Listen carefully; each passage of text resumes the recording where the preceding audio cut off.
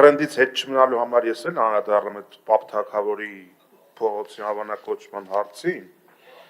ուրեմն տեսեք, նախագիծը ակտիվ քաղաքացի հարթակում դրվել է քվեարկության ապրիլ ամսին, ապրիլի 13-ին, դիտումները 226 կողմ, ընդամենը 30 դեմ 7, իսկ սա հանրային լեգիտիմություն չունեցող նախագիծ է, հիմա սա բերել չզեկուցվող անցկացնել ինչ է նշանակում,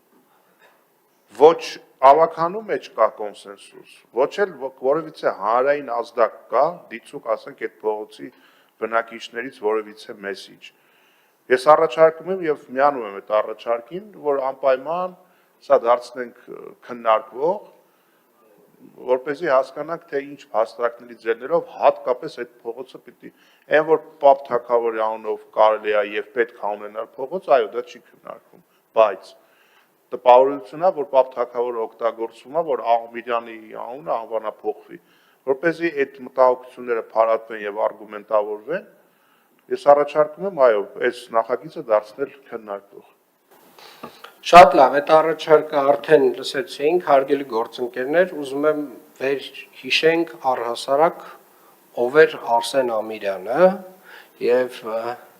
այստեղ իհարկե դժվար կլինի վեր հիշել, թե ով էր Արսեն Ամիրյանը, որովհետեւ մոտավորապես 90%-ը այս դահլիճում նստած այդպես էլ հստակ չհասկացան, թե այդ մարդը ով էր եւ այդ մարդու անունով Երևանի ամենակենտրոնական փողոցում մենք ունենք փողոց եւ ամենայն հարգանքով